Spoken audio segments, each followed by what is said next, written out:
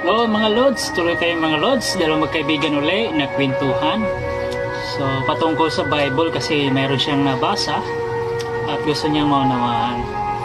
O Lods, ano yun? May tanong ako sa iyo. O ano yun?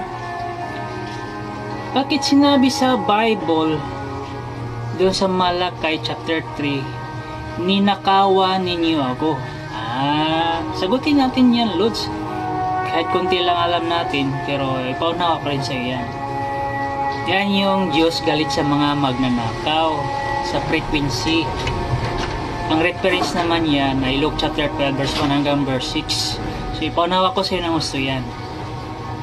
Yan yung mga methods, principles, and formulas of God in secret places sa kanyang kamay habang sila ay gumagawa ay ninanakaw ng mga loping sa frequency.